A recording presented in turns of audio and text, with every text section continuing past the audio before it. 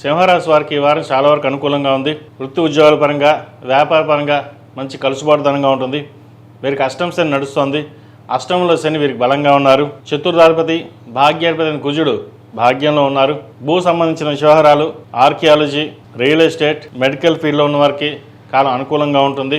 ముఖ్యంగా కొత్త ప్రాజెక్టులు ప్రారంభించాలి అన్న ఆలోచన చేస్తారు. సొంతంగా ప్రారంభించడం చెప్పదగినది. అదేవిధంగా కుటుంబ సభ్యులతో కలిసి ఒక కొత్త వ్యాపారం ప్రారంభించాలి, అది కుటుంబ సభ్యుల పేరు మీదే ఉండాలి అన్న ఆలోచన చేస్తారు. వాళ్ళ సంపాదన మీద ఆధారపడకుండా మనం సంపాదించి పిల్లలకు ఏదో చెయ్యాలి అన్న తాపత్రయం ఎక్కువగా ఉంటుంది. అష్టమ శని నడుస్తున్న పేరు ప్రఖ్యాతలు బలంగా ఉంటాయి. ఎక్కడ వెళ్ళినా సరే దిగ్విజయంగా పని పూర్తి చేయగలుగుతారు. అడ్మినిస్ట్రేషన్ రంగంలో ఉన్న వారికి, chartered accounts, real estate, software రంగంలో ఉన్న వారికి కాలం అనుకూలంగా ఉంది. ఎంబీఏ, ఫినాన్స్ సెక్టర్స్లో వారికి కాలం చక్కగా ఉందని చెప్పచ్చు. ఎవరైనా సరే మీరు ఏదైనా చెబితే అది విని ఆచరించే వాళ్ళు ఎక్కువగా ఉంటారు. నరదృష్టి అధికంగా ఉంటుంది.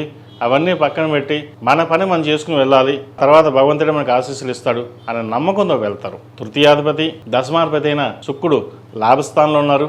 లాభంలో గురువు ఉన్నారు. సినీ కళారంగాల్లో ఉన్న వారికి పేరు ప్రఖ్యాతులు, కొత్త అవకాశాలు ఇలా కలిసి వస్తాయి. అదేవిధంగా రాజకీయ రంగంలో ఉన్న వారికి మంచి పేరు ప్రఖ్యాతులు, అనుకోని ఒక పదవి లభించే అవకాశం గోచరిస్తోంది. కష్టాన్ని తగిన ప్రతిఫలం ఈ వారం వీరికి లభించే దశగా గ్రహతులు గోచరిస్తోంది. వృత్తి ఉద్యోగంలో కూడా మంచి పేరు ప్రఖ్యాతులు తెచ్చుకుంటారు. అయితే ఉన్న ఉద్యోగం కాకుండా నూతన ఉద్యోగ ప్రయత్నాలు ఎవరైతే చేస్తున్నారో కొంతకాలం ఆగిన తర్వాత ప్రారంభించడం చెప్పదగినది. అదేవిధంగా ఖర్చులని అదుపులో ఉంచుకోవాలి. దైవ దర్శనాలు, విహారయాత్రలు ఎక్కువగా చేసే అవకాశం గోచరిస్తోంది. ఈ రాశిలో మించిన విద్యార్థులకు కొంత కష్ట సమయం అని చెప్పచ్చు. కష్టాదగిన ప్రతిఫలం తక్కువగా ఉంటుంది. ఫ్రెండ్స్కి దూరంగా ఉండడం, సోషల్ మీడియాకి దూరంగా ఉండడం చెప్పదగిన సూచన. ఏదైనా సరే మనం కష్టపడి పైకి ఎదగాలి అనే ఒక ఆలోచన మీకు ఉన్నప్పటికీ కూడా ఏదో విధంగా డైవర్ట్ అయ్యే అవకాశం గోచరిస్తుంది. అది ఎలాగైనా అవ్వచ్చు, సోషల్ మీడియా కావచ్చు, ఫ్రెండ్స్ కావచ్చు. కాబట్టి వాటి విషయంలో జాగ్రత్తలు తీసుకుని ముందుకెళ్ళినట్లయితే భవిష్యత్ బాగుంటుంది. ప్రతిరోజు ప్రతినిత్యం దక్షిణామూర్తి స్తోత్రాన్ని పఠించడం, అదేవిధంగా ఏకముఖి రుద్రాక్ష మెడలో వేసుకోవడం చెప్పదగిన సూచన. ఈ రాశిలో జన్మించిన స్త్రీలకు వృత్తి ఉద్యోగాల పరంగా, వ్యాపార పరంగా సానుకూలంగా ఉంటుంది. దూర ప్రాంత ప్రయాణాలు చేస్తారు. బంధువుల్లో చిన్న విషాదం చోటు చేసుకుంటుంది. ఎక్కువగా మానసికంగా కృంగిపోకుండా ధైర్యంగా నిలబడి ముందుకు వెళ్ళినట్లయితే మంచి ఫలితాలు ఉంటాయి.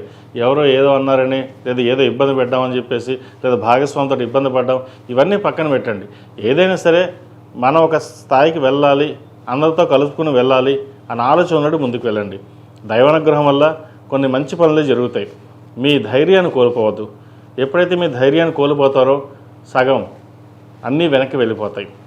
జాతకం ఏదైనా, గోచారం ఏదైనా, ఇవన్నీ ఒక 50% ఉంటే మనలోని ధైర్యం, మనం ఏదైతే ఉందో అది మళ్ళీ కోల్పోవద్దు.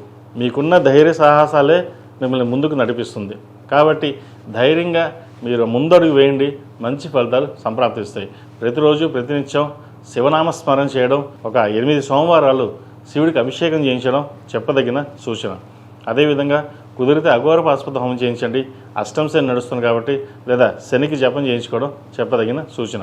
ఈ రాశిలో జన్మించిన వారికి కలిసి వచ్చే సంఖ్య 8, కలిసి వచ్చే రంగు తెలుపు. ఏదైనా పని మీద బయటికి వెళ్ళేటప్పుడు గురువారం కానీ ఆదివారానికి వెళ్ళండి, మంచి ఫలితాలు సంప్రాప్తిస్తాయి.